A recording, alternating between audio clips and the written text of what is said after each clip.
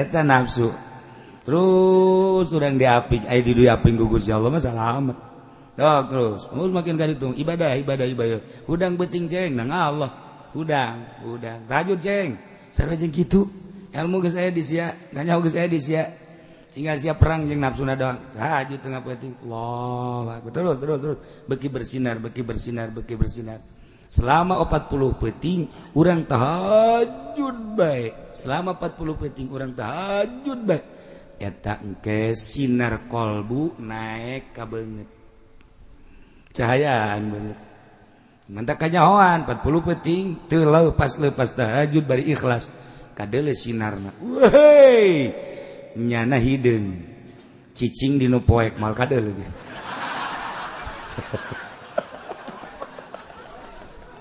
tapi sinaran beda sinaran masyaallah Bismillahirrahmanirrahim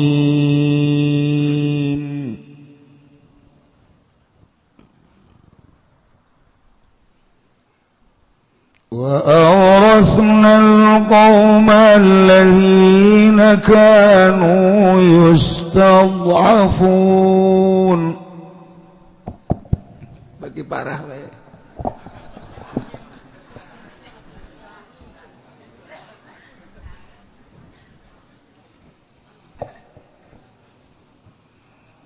الذين كانوا يستضعفون مشارق الأرض ومغاربها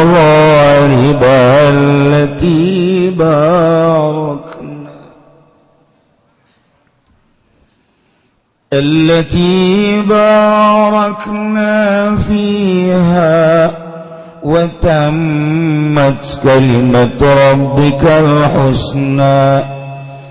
وتمت كلمة ربك الحسنى على بني إسرائيل بما صبروا ودمرنا ما كان يصنع فرعون وقومه وما كانوا يعرشون Wallahu a'lamu bimaradi wa aurasna lan ngawariskeun isun agung al qauma ing qaum alladzina jasawung ake kanu kang anaya ladina kabayustad'afuna iku dan hinakeun ya ladina kababil isti'badi kalawan dan dadaakeun kaula wahum lan utaya alladzina banu Israila iku banu Israil masyariqal ardi wa magharibaha ing pirang-pirang wetan bumi lan pirang-pirang kulone ardu allati barakna fiha kang barakakeun isun agung fiha ing dalam ardu bil ma'i wasyajari kalawan banyu lan tangkal kayu sifatun lil ardi aiku dadi sifat kadue ardu wa hiya syam lan utawi ardu taiku negeri Syam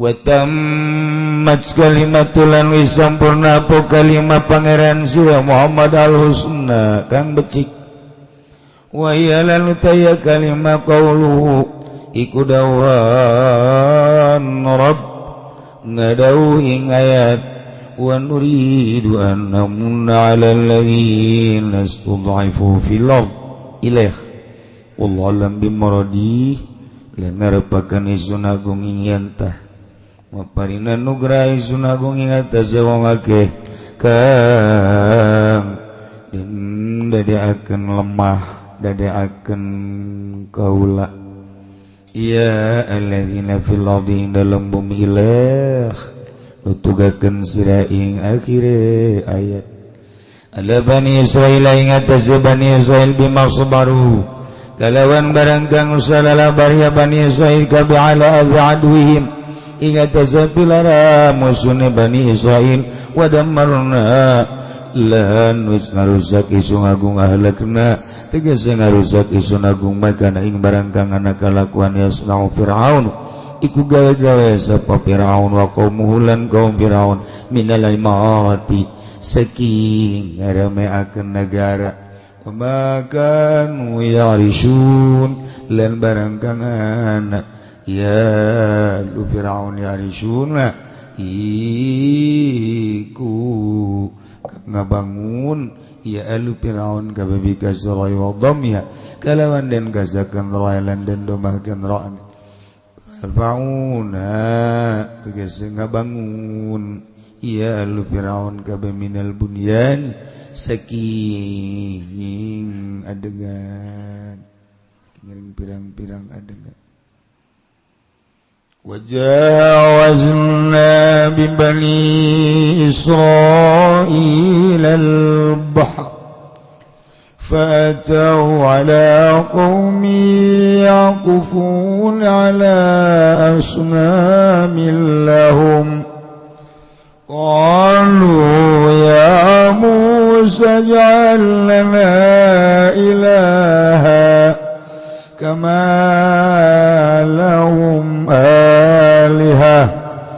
كما لهم آلهة قال إنكم قوم تجهلون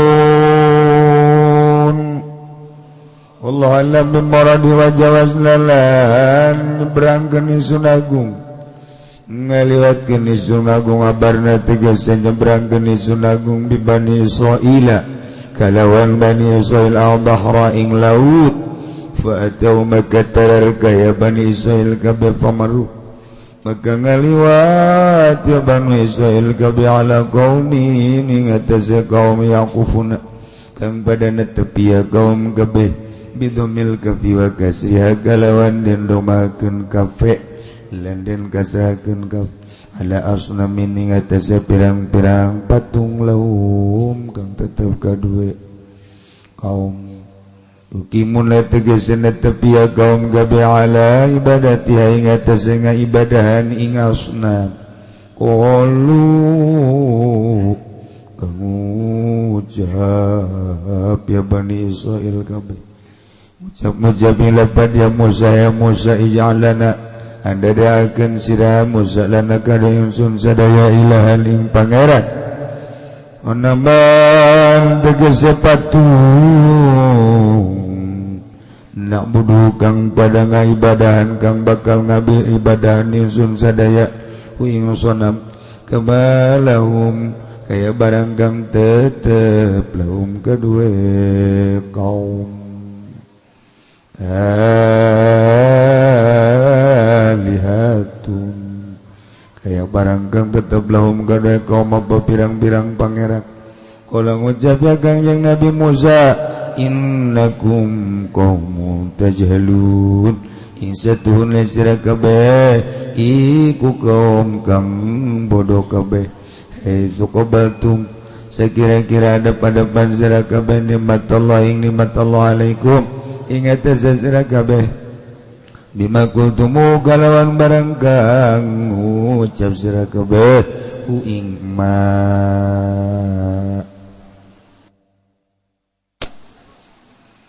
inna haula'i mutabarum ma'hum fihi wa batilum ma kanu ya'malun Allahu a'lamu bimuradina ula'i satuna ikila samudayana kaum mutabarun iku dan rusak alikun degazaiku kang rusak mutabarun iku kang rusak alikun degazai kang rusak emma barang mutaya kaum iku tutupin dalam mak wabatilun lan iku kang batal wabatilun makan ulan iku kang batal barang kang ana ya kaum kabeh ya maluna iku migawe kaum kabeh yang nyawa coba di hujanan gugus ya Allah de kamaran nanya boro-boro nu di luar nu di jero ge sabenerna mah bala locor. Ayo ya, nu di jero ge bocor. Ngajeun perang pae ieu mah kakara kebanjiran. Itu tenang we. Aduh.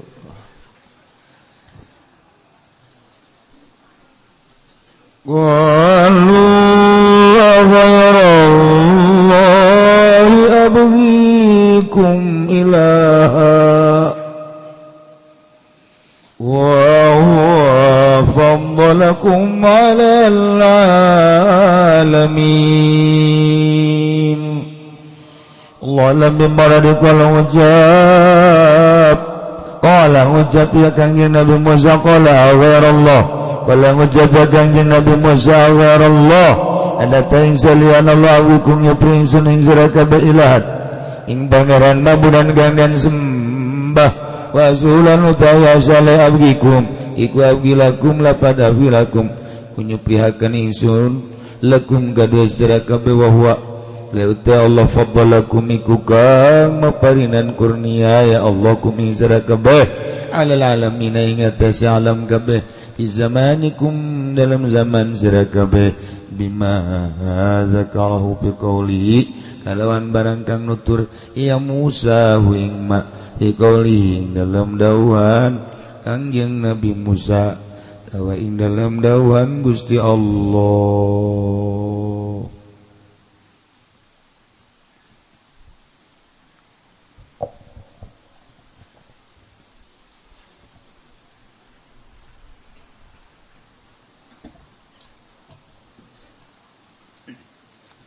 Hujan hideung kene bangunna kebel ya mau hujan bakal.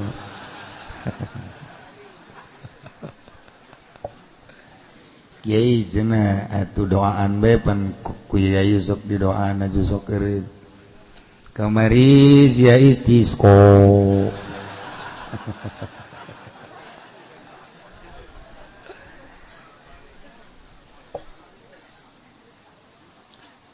Coba kan nu di dapur mawa eta naon gara lap anduk tah supaya ulah ngocor caina. Santri nu di dapur mawa anduk gede supaya caina ulah ambalaya.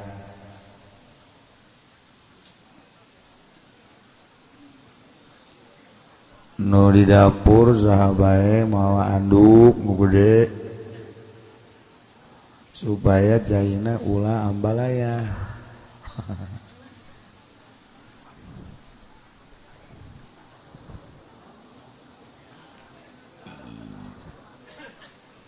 Tanyawan gua lima orang majelis orang bala locor. Kula insyaallah aya rencana dek ngabangun majelis. Biayana kurang lebih 12 miliar. Siapa? Ini maksudnya ngabantuan can naon can Gus wah. Serius ya mah. Serius. Lantaran geus ngimpi kos ngabangun masjid ngimpi heula gampang jeung almarhum seserian jadi ampang kuari geus beak 10 miliar leuwih 11 masih digarapkeun ampang cek nu di majelis heueuh atuh aja teu bantuan teu naon pasti ampang. Tapi ayah unggal Jumat kukule diberitakan kadang menang 9 juta kadang 10 kadang 11 kadang 15 kadang-kadang ayah 19 juta eta unggal minggu enggak. Jadi alhamdulillah ngawujud. Nah iya jadi diperkirakan 12 miliar gambarnya ke saya. Lah cenah mau mal ngaji salila ngabangun mal kula mah ngabangun teh menta moal ngahayu-hayu moal ngan nyaritakeun peda balocor tu bocor ngobe bagus lila teuing jadi dek dibangun insyaallah rencana menta moal ini beneran ngahayu-hayu moal cenah moal ngaji salila ngabangun Allah ingin jual wakam ngaji cenah geus anggeus sekarang supaya ulang ieu doang ambalaya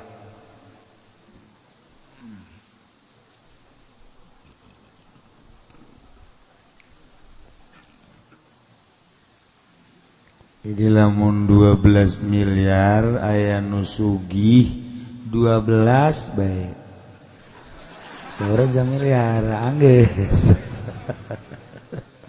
cak nu sugih geus mulai kuari moal ngaji ngomong gitu macakna nu ngarasa sugih pasti moal ngaji dina ngajina jauh di ditu di mobil bae mah ngajina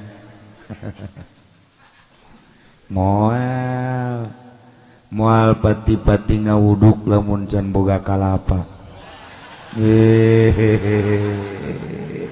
paling tinggal kerupukna doang aduh masya Allah kari hujan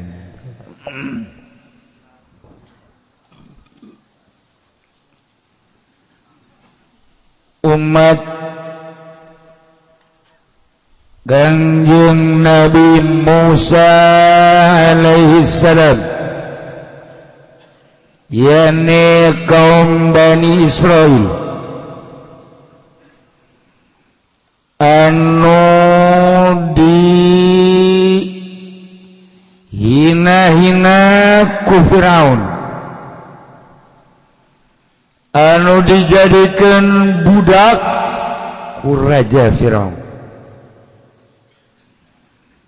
gawe di arah tanagana teu dibayar anak lalakina dibunuh letikan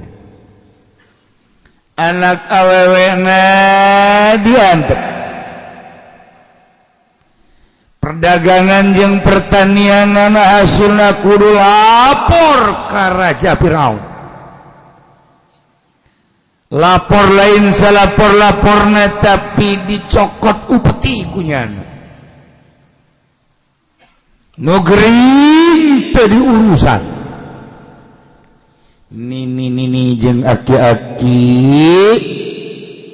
teu aya we pengurusan sama sakali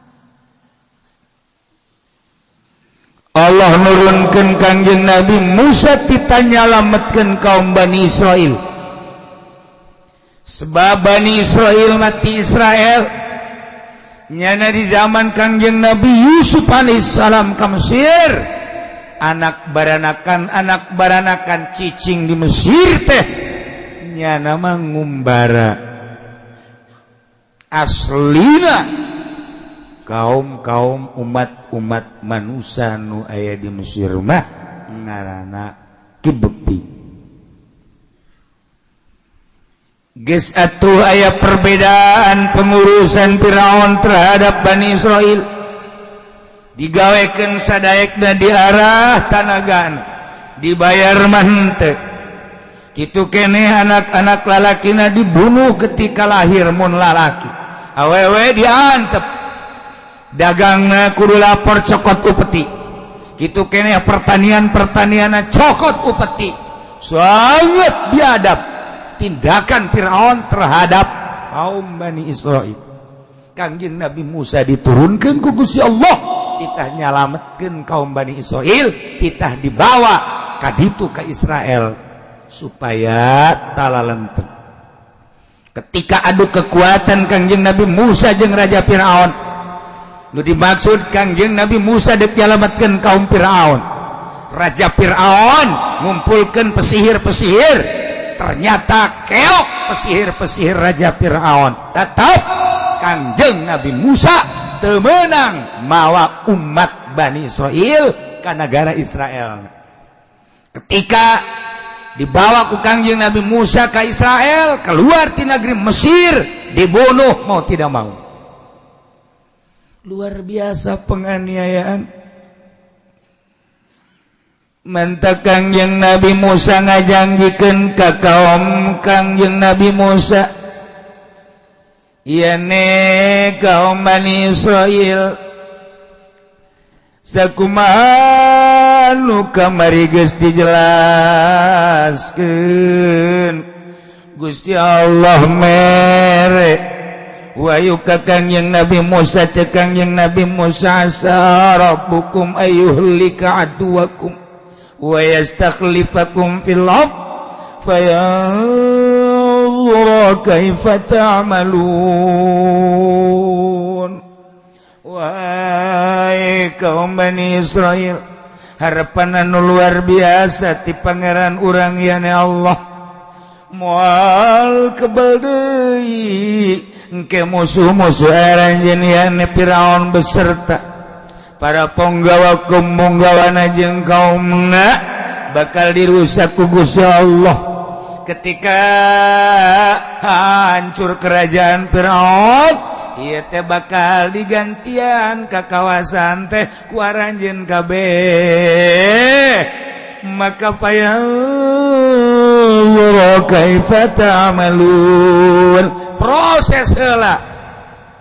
Selama Allah ngajanggikeun bakal dijagikeun khalifah kaum-kaum Bani Israil di Mesir, setelah hanyut, setelah hengkang, setelah hancur Firaun, ieu horenganan melalui proses heula, di dalam prosesna fayanzura kaifa ta'malun. Allah bakal neuleuh selama proses kekuatan iman, keyakinan kumaha coba pagawean anjeun selama menghadapi Raja Fir'aun anu sangat biadab. Geus dijanjikeun ku Gusti Allah Mesir bakal dicekal ku Bani Israel. Masya Allah. Pertarungan terus dilanjut ku Kangjeng Nabi Musa, tahap demi tahap, tahap demi tahap, sampaikan ka disiksa Raja Fir'aun.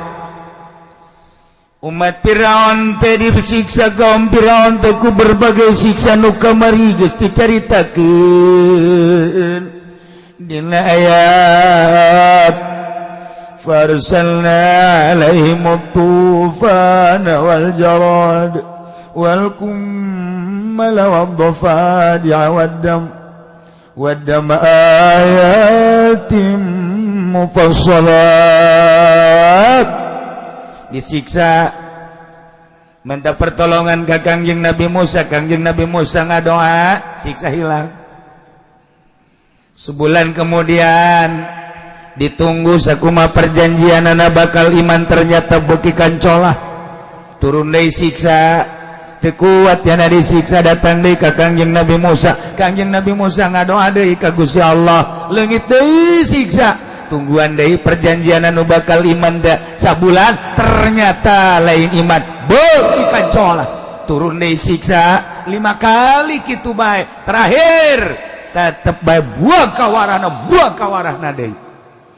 Nu mentak diabadikeun dina Al-Qur'an, ayat tinggal ayat orenganan kaumna ada diguna pastakbaru wa kanu qauman mujrimin. Sadarombong adiguna gede hulu sakitu geus dijelaskeun ge. Doa Kangjeng Nabi Musa ayat anu sakitu jelasna, lain iman endan nyangka Kangjeng Nabi Musa teh pesir anu luar biasa. Ternyata horeng geus dijelaskeun ku Gusti Allah kaayaanna qaumam mujrimin, kaum manusia sangat biadab, sangat berdosa, terpercaya pangeran teh Allah, terpercaya bahwa Kangjeng Nabi Musa teh Rasulullah.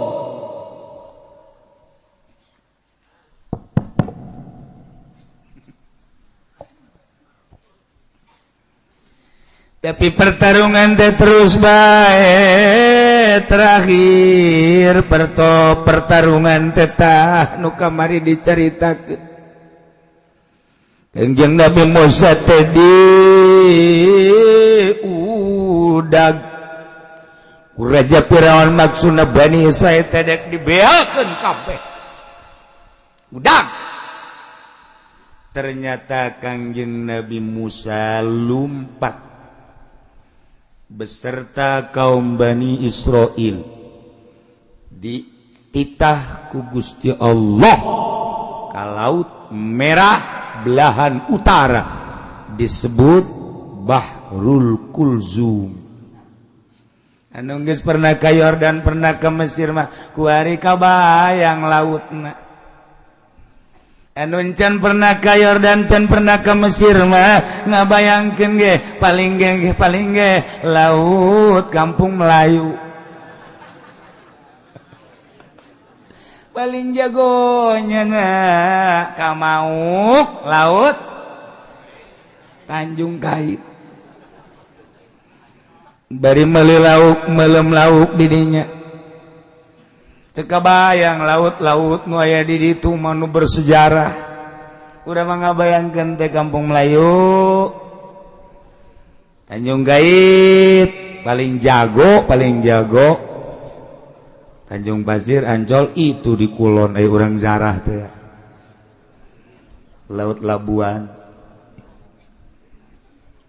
anu laut eta mah tuh kapan pohara jasa ombak nu gede. Sering jelema ngagejeburkeun maneh di dinya. Di Labuan mah. Asal kreditan teu kabayar. Kaditu diputuskan cinta tadi itu dagang rugi bae tadi itu lalaki teu laku-laku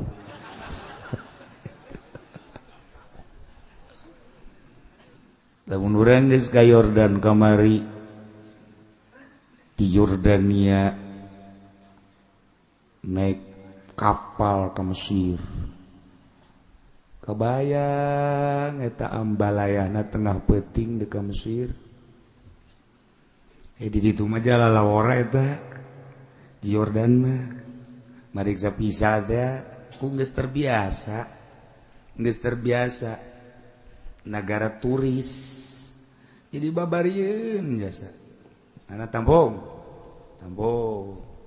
tek tanda tangan sebutan hiji-hiji atau acaknya namun cara ngomong orang mah geus teh kudu disebutan ieu tah bagikeun ku sia tah geus bagikeun we peuting-peuting teh beres berangkat urang ke kapal peuting naik kapal ke Mesir Masya Allah kemudian dirinya di Aqaba anu katingali 3 negara Mesir gitu Yordan Israel Palestina rentul kota ketinggali nementek terindah sadunia lampu Mesir lampu Yordania lampu itu Israel atau di Palestina ketinggal deket Masya Allah. Nah lempar terus cicing di sisi istirahat makan segala rupa etalah Laut Merah terus kobelah ditu ngaranna Kulzum ieu nu Kangjeng Nabi Musa diinstruksikeun ku Gusti Allah diudag ku Raja Firaun di Mesir ditah melah laut melalui tongkatna pepehkeun Musa tenggelkeun Musa eta tungked kana laut tungked pepehkeun bak nyingkap cai lain lalagan handap bisa pakai jalan numantak bisa pakai jalan teh teas rata luar biasa berangkat kabeh nyebrang di Laut Kulzum Masya Allah Karim kekawasan Gusti Allah padahal mah atuh teu kudu make tongkat ge bisa bae Gusti Allah mah tapi selalu make sabab. Mendak nu ngaji poe Minggu ku hari nu kolot besi aya nu mawa tungked coba. Laut jauh ku hari mah kahujan jamal mempan maningan ge coba bae besi aya nini coba hajar tak ku tungkad eta. Asana sekaligus ceger ngagoleh. Itu nini mah teu kudu make tungked. Taye sejarah anu luar biasa Kanjeng Nabi Musa gebrang di udag ku Raja Firaun. Ingat cak Raja Firaun jaya malaut kok aya jalan ka Jajaden teu harti aing mah teu harti cak Raja Firaun japan Firaun teh pinter atuh pangeran jaing teu nyieun jalan kok aya jalan balik deui. Dek balik deui Jibril jeung Mikail naik kuda blak malaikat Jibril nyana teh jadi kuda bikang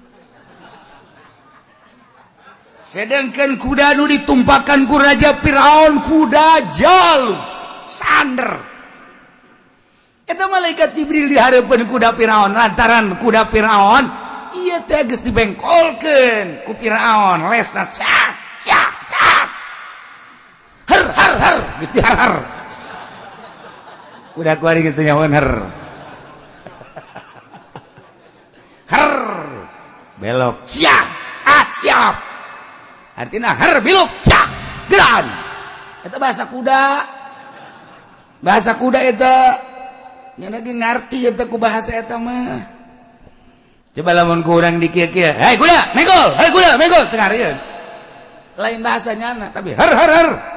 Jauh. Nah, begitu dek mengkol kuda, deg malaikat Jibril alaihissalam. Eta deui hebatnya sa malaikat Jibril, buntutna ngacung.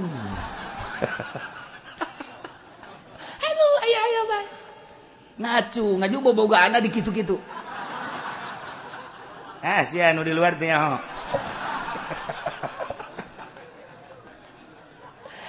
Jadi kuda teh geus teu nurut ka nu numpakan. Kuduna mah kan nurut ka nu numpakan. Diherkeun teh biluk, ieu mah teu. Kuda teh nyongsrong. Neuleuh bobogaan kuda nu hareup. Lantaran cak jana meureun lain deui bae. Ku model. Jadi kuda Firaun ngudag lain ngudag naon ngudag eta nu mantak jawarahan teman-teman mea ka Karawang ngudag eta hektaran beak ka Subang beak ka Cianjur beak eta sawah hektaran ojol jeung sawah mencong orang aya sejarahna. Waktu terus Firaun gregeteun goblok sia kuda tolol sia kuda paling dihar enahan ka dieu bae maju caknya itu saha deui dihareup tolol jasa terus bae kuda kikian atuh malaikat Jibril jago jasa tuh ngagodana kuda nutup datang ke tengah laut brek laut nutup deui beak Raja Firaun, Patihaman, ponggawa-ponggawan beserta bualat-bualat tentara, kaum-kaum nu milu biak, wabeh, leg-leg, kucai. Selesai Raja Firaun beserta kaum sangat biadab. Galkan yang Nabi Musa alaihissalam kuari geus aya di daratan Yordania belahan utara. Kangjeng Nabi Musa dibere wahyu ku Gusti Allah Musa umat anjeun kaum Bani Israil teh kuari salametkeun Ndeu kumaha bae kahayang maranehanana tuturkeun ngan kaulan wagungkan parantos janji sakumaha perjanjian nu kamari asarabukum ayulika duwakum wa yastakhlifakum fil ard engke bakal dirusak dihancurkeun musuh aranjeun yana Firaun. Setelah selesai kerajaan Firaun tahta kekuasaan geus bakal digantian ku aranjeun kabeh di muka bumi. Nah Musa saatna ayeuna umat anjeun teh bakal ngagantian kerajaan di Mesir. Masya Allah.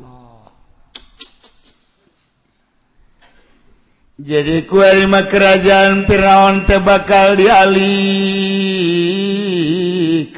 ka kawasaanana nu tadina Firaun beserta kaum Kipti kuarima bakal dicekelna ku kaum Bani Israel. Sebab Firaunna Hamana tentara-tentara ludes kabeh tinggal kaum-kaum nanu nyesa nu teu milu ngudag Kangjeng Nabi Musa alaihi salam. Masya Allah pohara amat. Mentak Kangjeng Gusti Allah mah di mana janji teh jamual jalur lain cara urang lain cara calon nu geus terkenal bonen ditagih Rebo, ditagih di Kesenen, tagih di Rebo, ditagih di Senen jadi bonen. Terkenal di Cibadak aya gang bonen.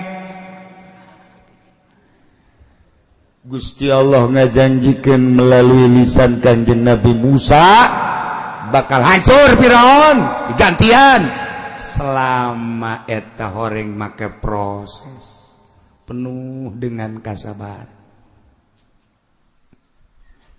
Lamun ku urang ditaliti kahirupan sapope urang ge kitu. Urang dijanjikeun bakal sugih maka proses. Dijanjikeun bakal jadi kiai maka proses. Dijanjikeun bakal jadi wali maka proses. Eueuh nu ujug-ujug jadi kiai, eueuh nu ujug-ujug jadi wali.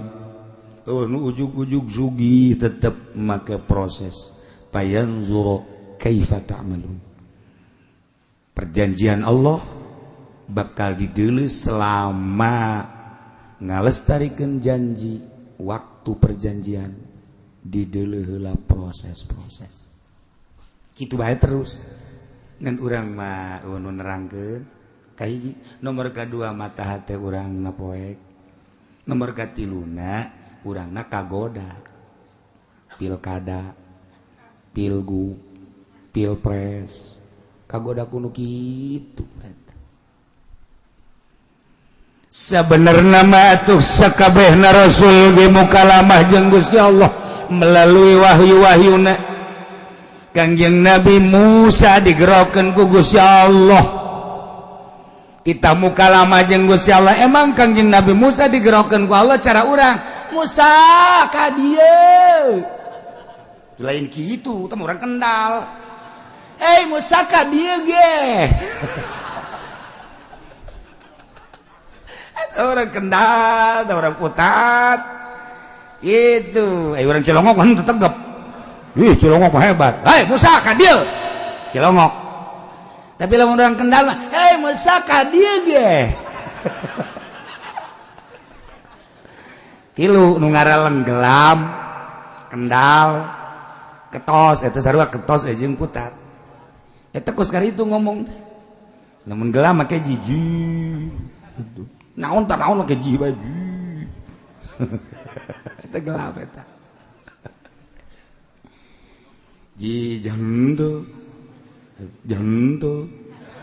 eta kos gituan eta di gelam mah ih janto mal bisa sia lamun can orang ka gelam mah je mangko mah gitu eta kos kitu ge eta lengkong ngaranna lengkong eta ji janto asal kos gitu bae di mana bae gelam.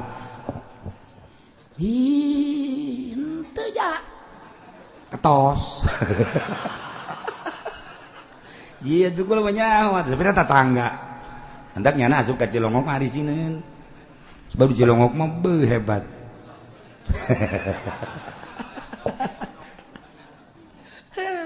Aya nu pangjorena pondok.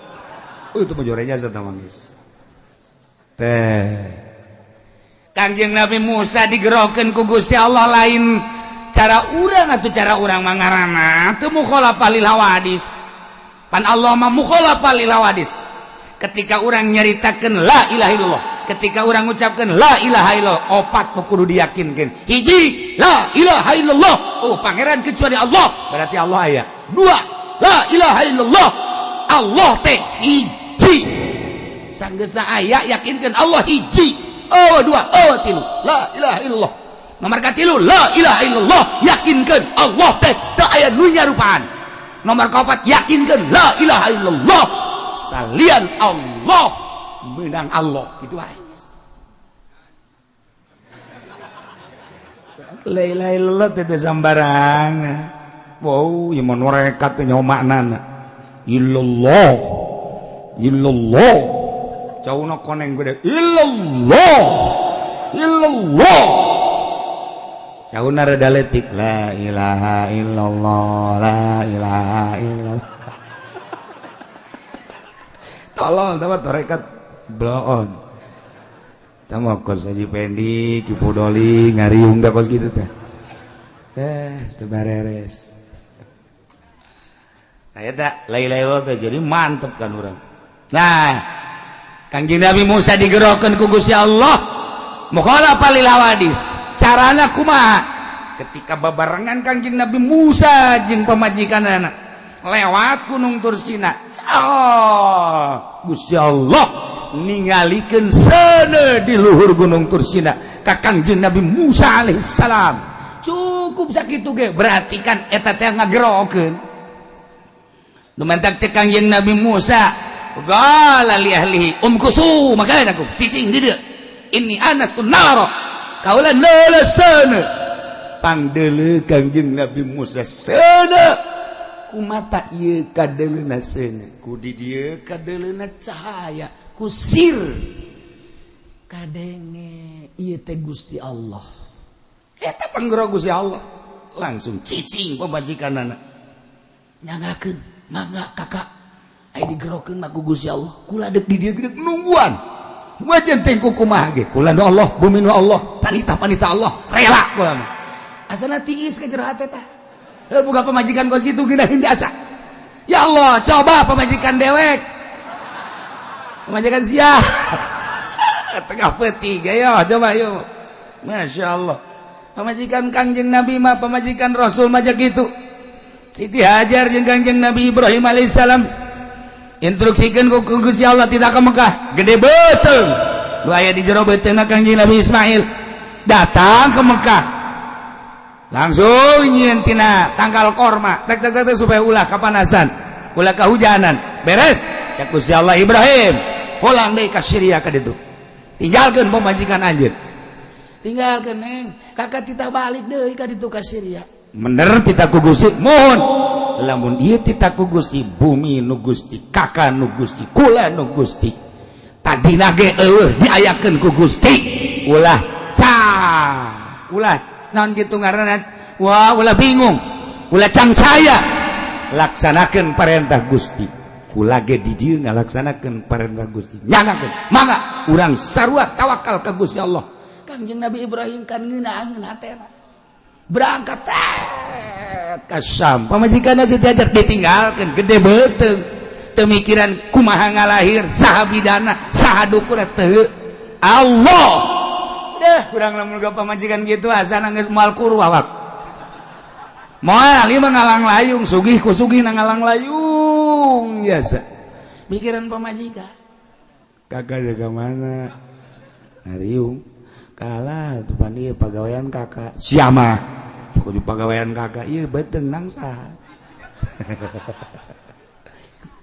Ulah ditinggalkan gulang ke kumaha lamun meles tengah peting eueuh deui panyalindungan iwal ti kakak ulah ka mana kala gula mah teu ridho jasa depan engap urang nek ngariung bae teu meunang engap jasa eta kan teu ngeunah coba lamun kieu mah nek ka mana Kak eta tetangga nu kamotan tahlil Kak ka ditu ade ge jadi seorang lah tu seorang jaya Allah mantep ngeunah zana kana hate mantep jasa kumaha lamun neng karasa beuteung tenang bae kalah geus pokona nek kumaha ge gaya Allah ieu ke pertolongan Allah datang deuh amis asana urang ngariung ngarokok ngobrol tenang we bandi ditu ngomong doa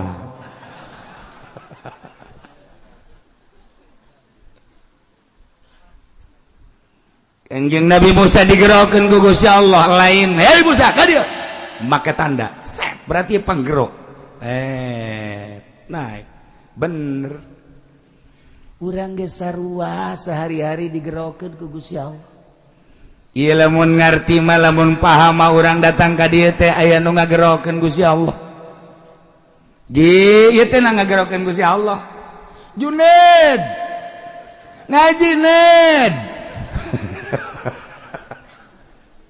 ngan lain kitu Gusti Allah ngagerokeunana mandi set di jero hate ngaji eta nang saha Noel ja itu digerokeun mah ku Gusti Allah boro-boro urang Serang boro-boro urang Merak boro-boro urang Bandung ieu penuh ngaji Bandung Tasik Ciamis Panararaya neuk naraon meureun ka dieu aduh malah mah kamari anu bebeja ti Cilacap ambo jauh amat sukulan-sukulan ngarti tah henteu sia bahasana naon lah jangan ngerti kula mah ngaji bae ka dieu jian naonan nang saha toel ku Gusti Allah nu katoel digerokeun ku Gusti Allah datang nu teu katoel sadeupa ti imah indit kaluarkeun cenah mobilna mumpung sukene engke mah hese kaluar motor kaluarkeun eta naon eta atuh teu ditoel ku Gusti Allah teu disalahkeun tenan teh encan aya panggupai Gusti Allah bae ieu menang Allah lain kudu digerokeun hei ka dieu cara di SD disebutan hiji-hiji pendek udur teu hadir pudoli hadir itu mah ngaranna disebutan hiji-hiji teu kitu Gusti Allah mah rahasia Allah digerokeun ku Gusti Allah tek datang ternyata horenganan deuk dihujanan kuat ente sia eta mah kaditu mangke lamun ngaji hakikat ieu mah keur carita bayangan Kangjeng Nabi Musa digerokeun melalui seuneu Kangjeng Nabi urang digerokeun ka gunung Muhammad mun dijabarkeun ka dieu ka luhur gunung di dieu maneh nu bakal dibere wahyu ku aing cang Allah ka dieu ngan cicing heula di dieu meunang saha eta kituna ngagerokeun Gusti Allah melalui tanda-tanda hanya jelema anu digerokeun ku Gusti Allah nu nyorti ya nu mantak ahli-ahli toriko di mana geus lempeng aya panggupai ti Gusti Allah pirasat ngaranna ke rasul mukjizat nabi mukjizat wali karamah kiai melalui maunah aya panggupai kaditu ulah nu eta mangan hese dicaritakeunana sebab teu mah rahasia nu paling jero. Jadi digerokeun ku Gusti Allah, teu lain teh digerokeun jeung moal bisa gerokeun. Ka dieu Musa. Mun dijabarkeun padahal mah lain kitu. Beres cenah tak ini anastu nar. Kaula neuleusana di luhur gunung berangkat. Koreng deuk muka lama jeung Gusti Allah dibere wahyu. Sarua urang ge. Lamun da aya jelema. Aya jelema dijadikan kiai digupai ku Gusti Allah ceng mondok eta nang saha nang Allah gagah sugih aya teh digupai ku Gusti Allah teu betah ieu mah nya susah jasa haji bapana ge sia betah terus atuh itu betah sabodo sia geus kos kitu ngomongna geus dipiceun tapi nya betah bae masyaallah jeung ngaji eta teh nang saha nang ngagupai Gusti Allah ceng pondok sia melalui proses bayar juro kai patamalun didelekeun kumaha pagawean sia hayo terus tahun 2 tahun 10 tahun 15 tahun bisa nyana mil juru biasa sorok alpia jual maklum nantek wabe patul muin dana zadak balik ceng balik kawin ceng kawin nanggusi Allah teh itu kan arti baik kurang ceng bagan ngaji budak ceng bagan ceng pilkada ceng ilu ceng hancur sih ceng nah eta nafsu terus urang diaping di diaping ku Gusti Allah mah salamet terus makin ka ditung ibadah hudang beuting ceng nang Allah hudang tahajud ceng sareng jeung kitu ilmu geus aya di sia nganyaho geus aya di sia tinggal siap perang jeung nafsuna doang tahajud tengah penting Allah terus beki bersinar selama 40 peuting urang tahajud bae selama 40 peuting urang tahajud bae eta engke sinar kolbu naek ka beungeut cahayaan beungeut mantap kanyahoan 40 peuting teu leupas tahajud bari ikhlas kadeule sinarna wehey nyana hideung cicing dinu poek mal kadeule ge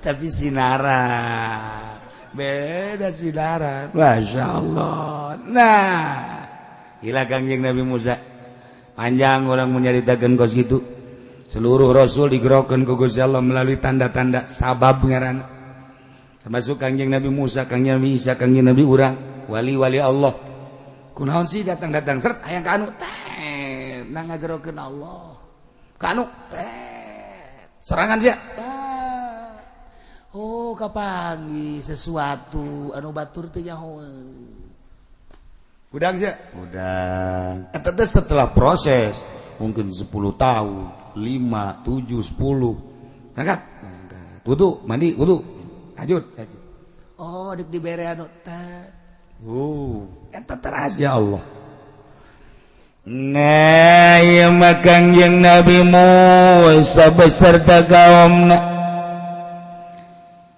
dek ngalestarikeun janji ti Gusti Allah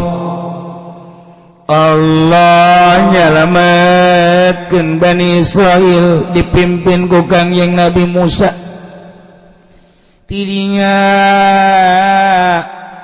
Kangjeng Nabi Musa kita ngabejaan ka kaum kaum Bani Israil gerak kaditu ke Mesir kuari mah tuh Mesir teh gerak urus raja jeung patihna geus teu aya balad-balad tentarana geus teu aya kaum-kaumna anu marilu jeung raja Firaun geus kuari geura persiapkeun jang raja geura persiapkeun jang patih geura persiapkeun jang ngeusian keraton Mesir ya Allah nu mantak cek Gusti Allah wa aurasnal qaumal ladzina kanu yustad'afun wallahu a'lamu bimaradi wa aurasna kami doa agung geus ngawariskeun Musa ka kenal kaum maka kaum alladzina kanu yustad'afun nyata jelema-jelema anu dihinakeun dijadikeun abid baheula teh ku raja Firaun yakni wa hum Bani Israil orang-orang Bani Israil cek Gusti Allah aurasna kami ngawariskeun Musa kakeun ka Bani Israil masyariqal ardi wa magharibaha wetan bumi kulon bumi timur jeung barat allati barakna fiha nuku kami dibarokahkeun pinuh ku kabarakahan bil ma'i wasyajar cai sing kolocor bangawan nil anu luar biasa caina herang pohara laukna katingali semua amis caina wasyajar itu kene tatangkalan tangkal zaitun tangkal korma tangkal kacang berbagai tatangkalan pinuh ku kebarakahan masyariqal ardi wa magharibaha Mesir, wa hiya Syam, berikut Syam, Syria, Damaskus. Tuh gerak tah jang maneh. Tuh cek Kangjeng Nabi Musa kaum.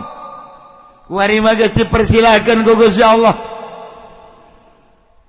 Dina kakawasaan Firaun baheula kuari ku urang digantian. Mesir geus puguh, Yordan geus puguh, Kuwait rekod kabelah dituna terus Syria, Syam, masyariqul ardi wa magharibaha kabeh dipersilahkan sok urus. Ya Allah ya Rabbi, diurus sangeunah-ngeunahna jeung saindah-indahna diurus ku Bani Israil anu tatarina urang Bani Israil teh hirup anu diperbudak kuari kakarak menangkap kalaluasan, pertanian dibebaskan, perdagangan dibebaskan, berikut segala rupa dibebaskan, pengurusan anak dinginah pinuh ku kebarokan geus puguh cai curcor kitu keneh tangkal kayu, usaha perdagangan indah anu luar biasa. Ialah pamere ti Gusti Allah, ti penghinaan datang ka kamulyaan ieu melalui proses penindasan ti Raja Firaun. Mandak ketika urang ditindas tunggu tanggal main engke ge aya. Mandak Bunawas mah beda, lamun naik sepeda turun jari Bunawas jadi bakal nanjak. Namun nyana mah nanjak seserian. Bunawas. Tah nanjak seseri bakal turun. Gitu Bunawas. Ya urang mah lain lamun keur turun huhaha. Teu nyaho hareng nanjak. Mun keur boga duit beuh awak sehat, duit loba kendaraan aya, pemajikan sehat. Ayo orang ke Bali ayo ka ditu. Ayo. Eta ngaranna keur turun sakedeung deui deleukeun sia mobil tabrakan, duit aya nu maling, pemajikan gering ayo sia nyanana darah tinggi atuh nanya duadak ana indal munkasirah cek Gusti Allah kula babarengan jeung jelema nu hatena hancur, hatena sedih. Urang ketika keur sedih susah Allah babarengan jeung urang. Tinggal ngagunakeun hatena sing ade. Sadar bahwa ieu tenang Allah. Tunggu seminggu, sebulan, setahun bakal ditaekeun ku Gusti Allah. Jelema di pondok mun kasih Allah. Duit saaya-aya, pakaian saaya-aya, anggal ge beuh hiji kud limaan. Geus kitu bae di pondok mah guys. Nyese sorangan, masak sorangan, dan lain-lain sebagainya sorangan, serba sorangan. Mun kasiro, lain teu bisaeun nyana gaul jeung batur, lain teu bisaeun nyana ulin. Fasilitas ala kadar motor bae mah aya di imahna. Bergaul jeung babaturan aya, tapi nyana mengasingkan diri keur mun kasiro ka Allah keur dibarengan ku Gusti Allah. Tunggu ceng sakedeung deui sia. Ayo, ana indal mun kasiro, numadak dihina keur di pondok nama kos lain jelema pajar ririwa lamun balik mah eta si budak saha si Junaid emang jelema teh naon emang kunaon gitu ih teu kos gitu amatnya kabeh ngahina masyarakat ngahina pemuda ngahina komo awewe mah lamun ditanya sadaya ka eta naon gitu atuh geus eueuh luar biasa jore. Artinya jore sikapna, make samping, make baju, make celana, make naon kopea lah, pas kare itu jauh, jeung stan-stan nu ayeuna, jauh jeung mode-mode nu ayeuna, geus teu perlu mode, nya mah kuduna ge hirupna tuh di pedalaman Sumatera. Tapi tenang we, nya dina kurang lembur kalem, mun kasiro hatena. Wih, tapi begitu balik ka imah, masya Allah. Boy, budak, ayeuna adzan saya tak, si Junaid. Ngeunaan sorananya asa-asa di Madinah yang ngadengatan bos itu. Woi Junaid atuh Allahu akbar Allahu akbar. Cak awewe teh, wih aing ge daek dikawin ku nyana dah. Masyaallah. Kakarak azan. Ya Allah, ya Rabbi. Pas. Ngariung. Nyana jadi protokol. Bey, mantap jasa. Saudara-saudara sekalian, alhamdulillah acara ini akan kita mulai. Diawali dengan Fatihah. Kita sama-sama baca Fatihah. Setelah itu maka kita dengarkan bersama qori kita. Oh, qorina. Med can datang. Ayo kudu kumaha? Siapa itu? Ya, pantang mundur saja. Junet hebat jasa ya. Kaning bau cewek-cewek loba jasa kan dedi. Ngaran ge pemuda tuh. Nyana. Mohon maaf karena qori terlambat. Mungkin macet, jadi saya untuk mengganjal. A'udzubillahi minasyaitonir rajim.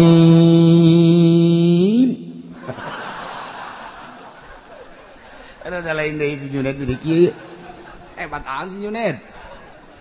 Bismillahirrahmanirrahim.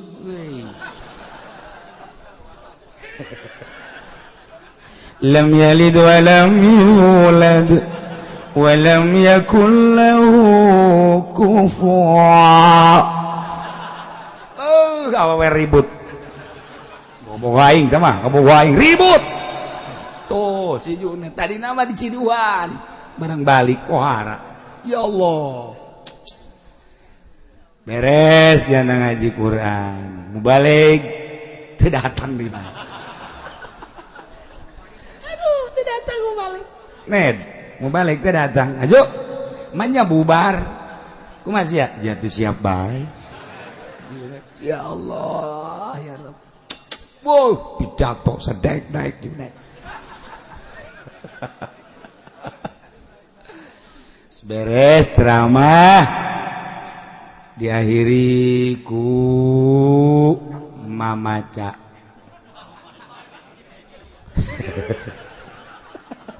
Ned, acara iya jadi jam 7 bulan masuk mamaca. Siap aku maju, atuh siap. Beuh, itu sepira mamaca. Ayo bae. Segala rupa gaina siap. Siap bisa atuh eta lagam. Ya, tuh kumangke bae. Aing mah leumus tamena we, mustamena teu nyaona naon atuh malah nyalahkeun. Kecuali mustamena palinter.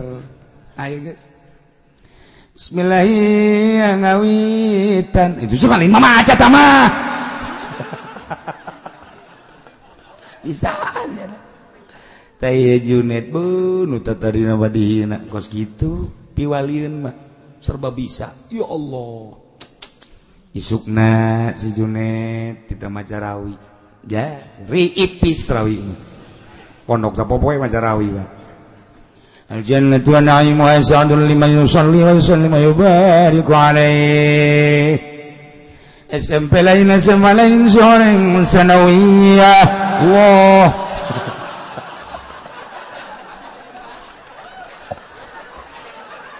Aduh, sial tuh si Junaid.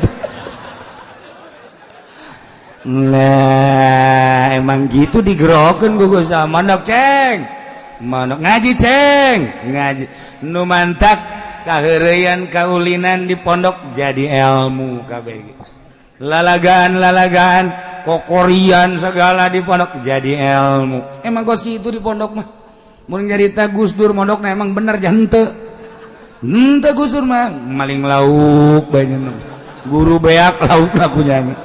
Masyaallah, barang ujuprak cak guruna saya nu ngalahan lauk, barang di deuleu santri.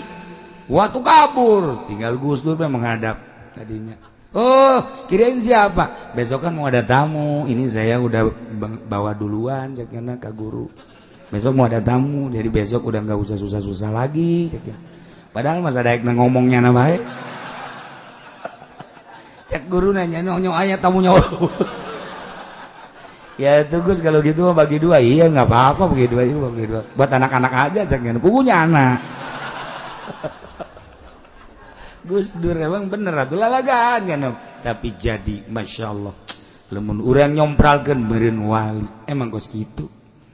Gitulah budak-budak santri nangagupai Allah. Sok akurkeun gerajeng sakola dia nyen. Beungan naonan. Kudu serba duit bae. Santri mentaya ceng ieu maot teh anu ngurusan kula mah nya anu mandian set heuy ceng jalain kitu mandian kaluaran anyar beres boleh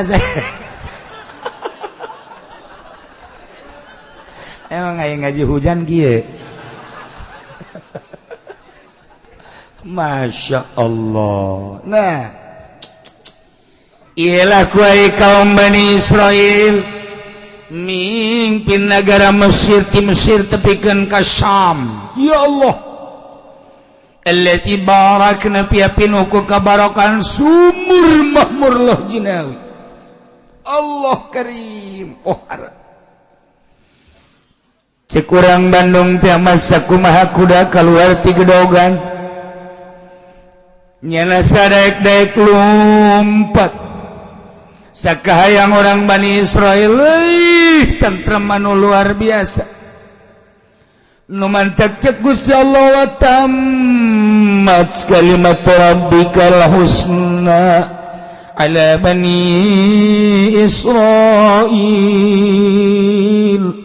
wa tammat kesampurna kalimat rabbi kalimah pangeran anjeun iya nek perjanjian pangeran anjeun al-husna nu bagus ala Bani Israil terhadap kaum Bani Israil kunaon eta kuari jadi hebat bima sabaru ku pagawean-pagaweannya anu salalabar tahan uji ditindas sakitu poharana penindasan ti Firaun tetap baiknya la ilaha illallah Musa Rasulullah tindas ke Firaun budak lahir lelaki bodoh tetap dihadapi dengan besar hati.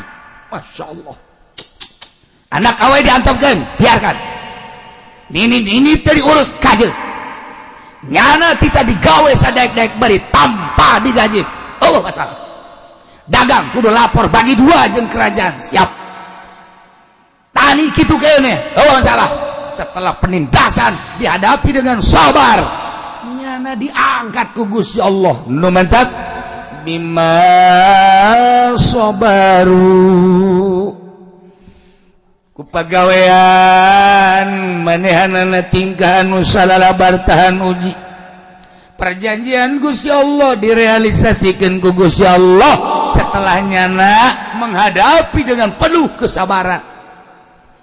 Dina ayat surat Qisas dijelaskan surat Qisas wa nuridu an namunna 'alal ladzina istud'ifu fil ardh wa yaj'aluhum a'immatan wa yaj'aluhumul warithin.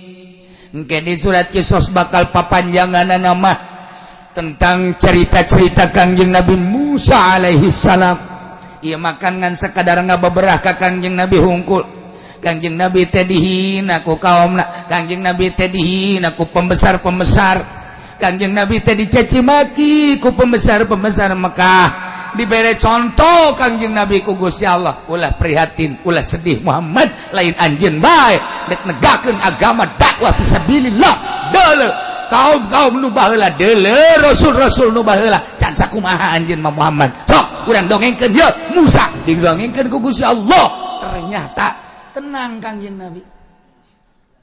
Hanya ngabeberah teh Kangjeng Nabi. Ketika Kangjeng Nabi sujud, kemudian cek Abu Jahal saha anu bisa tuh nendeunkeun handalam tuh ka pundakna he tendeun Masya Allah ditendeun ka dinya ku salah seorang pemuda blak Kangjeng Nabi keur sujud teu bisa udah jeroan onta diasupkeun kana karung mata tukang karung teu beres eta tah tandenkeun ka dieu dat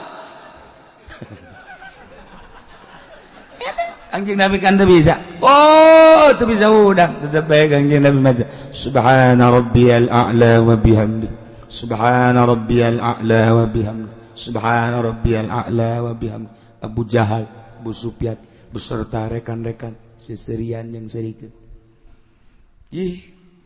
terus anu ngabejaan ka situ Fatimah ulah cicingin emang tuh deuleu bapa maneh di masjid teu bisa udang kunaon emang tuh deuleu kodinya bener bae cat dialaan ku Siti Fatimah dicabut karak Rabbi firli warhamni wafat coba Siti Fatimah nyarekanan ka ditu seserian kabeh sapira Fatimah tuh coba urang macan sakumaha kakarak dek magahan ngaji nu daratang mah ulah kamarah kakarak urang dakwah kucak kecek haju jelema baralik ulah ka dakwah deuleu ta Kangjeng Nabi urang macan pernah diciduhan kakarak diomongkeun deang diomong-omongkeun lah diomongkeun ieu teh kena kulit kena hate doang can sabaraha Kangjeng Nabi coba masyaallah geus beres di dieu balik diciduhan deui Muhammad masyaallah ketika Kangjeng Nabi berangkat ka salah seorang jelema anu buang ka wareh Kangjeng Nabi naik himar kocek-kocek maksudna dek dakwah ka Imam Abu Sufyan begitu datang ka hareupeun Imam Abu Sufyan kumaha emang Kangjeng Nabi dihormat lain turun Muhammad cangcang ka himar cangcang aju kumaha cek Abu Sufyan teh ambe maneh jeung ambe himar bauan maneh Muhammad coba eta kan bahasa lain lalaga Kangjeng Nabi biasa bae sekedar ngajak ke Allah urang can sakumaha urang mah tuh kakarek ngariung tadi bare berkat bae ge ku ceurik ya geus kitu mah can jadi kiai tuh lamun diondang dianterkeun teu hujan gede berkat eueuh nu ngongkosan eueuh kakarak eta kiai nu geus kitu ieu mah masukana diagung-agung ya pedaletik doang meureun gitu pod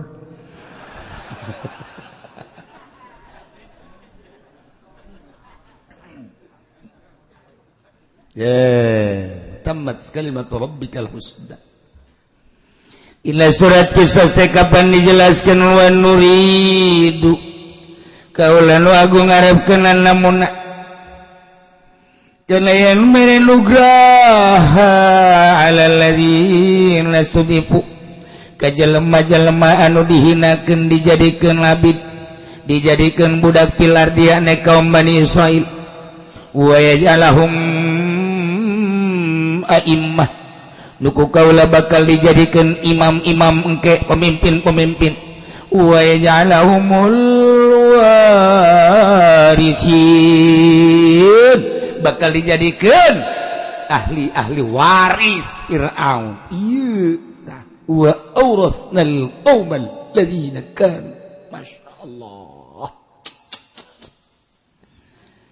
wa dammarna ma kana yasna'u fir'aun wa qaumuh wallahi bimaradi wa dammarna kaulan wa agung arusak maka kana bangunan-bangunan wa yasna'u fir'aun dijieun ku raja Fir'aun wa qaumuh wa ma kanu yarisun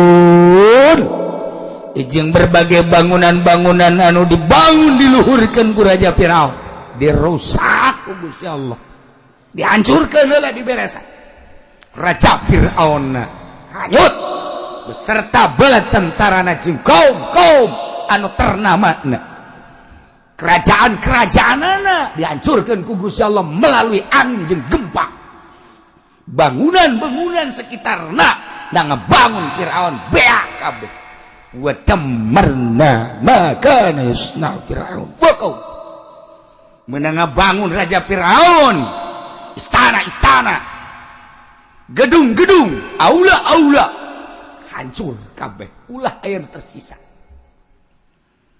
supaya ngeunaheun kaum Bani Israil mimpin negara Mesir sesuai jeung aturan-aturan syariat anu dipimpin ku Kangjeng Nabi Musa alaihis salam. Beak kabeh. Masya Allah. Kuari makaom Kangjeng Nabi Musa ya Bani Israil teh cicing di negara Mesir berikut wilayah naka ditu datang ke Syria Syam. Anu geus satu suara nyimankeun ka Gusti Allah Subhanahu wa taala.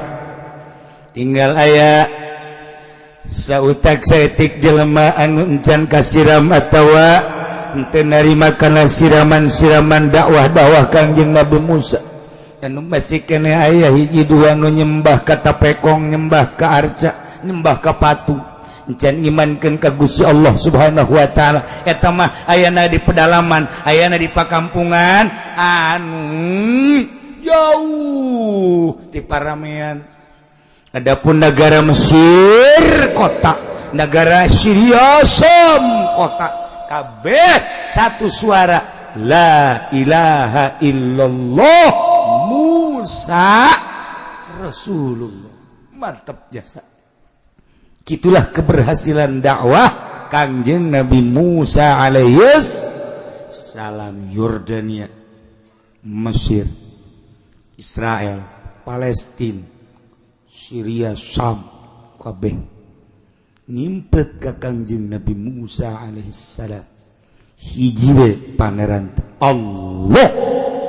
Ya Allah, ya Rabb. Eta hayang datang kadinya teh horeng prosesna pohara jasa penyiksaan tarung-tarung heula. Lain lalagaan. Kangjeng Nabi urang sukses mimpin negara agama. Kapan perangna sabaraha kali Kangjeng Nabi urang? Mimiti penghinaan, cacian jeung makian, ludah mah geus teu kahitung. Tapi terus bae dihadapi dengan besar hati jeung pinuh ku kasabaran, sukses. Urang kakarak mah asup mana ka lembur, balik magaan ngaji hiji dua bae ge haju bae. Lah budak. Magaan ngaji aing mah santingan 3. Nu hiji lehoan bae. Nu hiji gagaro bae budug. Nu hiji hitut bae salah sejieun aing mah. Aing ngariung ngajak nu mana bingung. Nu hitut bae nyaho sorangan kumamun mengsretan. Nu gagaro bae panatu ngaranna ge gagaro kupil teh daun teh. Aduh aing mah lah bingung. Endan dak. Geus baralik geus ya. Baralik geus ngajina di nu sajan mah nu deukeut ditu. Ustaz ke mana? Ngojek, ngojek. Tuh kakarak sakit tuh ge. Mata kudu tahan uji. Aya jelema datang ka imah magaan ngaji aya 10 20. Angel amat ieu kakajian imah, angel amat ka kalau beli mobil. Negara geus sakieu majuna, mobil geus ganti deui. Lampu mobil geus menyon, geus nongtot. Macem-macem aya aing angel ka. Lah ondok aing jadikeun yayasan ya geus lah. Lain ka Allah. Kajeun ngomong Allah-Allahan ke lain. Henteu cenah ieu mah ngan saukur sistem deung lah bela diri. Lain ka Allah. Deuk Allah mah lain kitu. Malah administrasi. Ieu mah cenah ngan sakadar dirapi-rapi doang. Ngayu sia ge di akhirat ge kumaha. Ieu ge pasanten salak jadi ka Allah keun henteu deui. Kumaha eta? Lah cenah kieu ulah loba omong atuh teh keur ngomong bae mah. Lain berarti salah. Yayasan teh tekad hatena duniawi. Kumaha cenah mun dek nyen yayasan tapi moal kada dunia atuh bagus. Kan aya teh eueuh. Cenah eueuh isn tuh aya bae hiji dua mah. Bukan kitu bae teh. Jebah heula mah yayasan Al Husna di Tangerang barisan ngaji. Hebat Al Husna teh Tangerang teh beuh pohara jasa. Kaluaran ge Al Husna Tangerang bisa maca kitab. Sebab nu diajarkeunana amil jurumiyah sorof. Duh urang keur leutik kene. Hebat. Coba yayasan Kuari. Yayasan Kuari mah tanya ke orangnya, ajak ngomong. I love you say.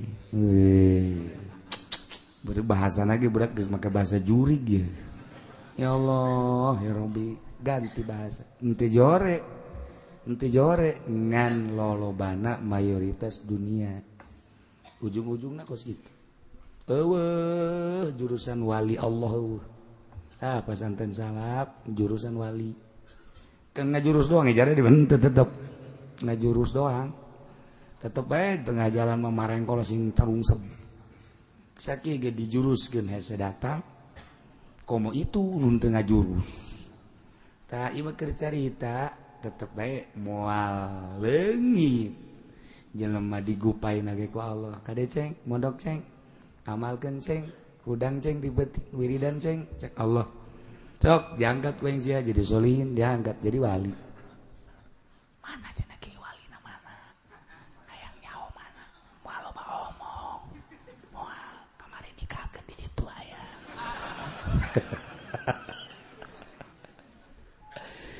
tah jadi ieu janji Allah ayat anu tadi asa rabbukum jeung ayat engke dina surah Qisas wa nuridu an namunna kuari geus terbukti kaum Bani Israel nyicingan di Mesir kuari mimpin Mesir inggal ngalalakon deui tentang kaum-kaum Bani Israel anu teu tahan uji di antara kaum Bani Israel itu orang anan sangkilang dikekele ku Kangjeng Nabi Musa dibere tauhid ka Allah terus beteureun orenganan kersaning Gusti aya sebagian kaum anu kaluar ti agama Islam masyaallah sakitu geus teh mana coba wajawazna bi bani Israil al-bahr wallahu alam bisawab.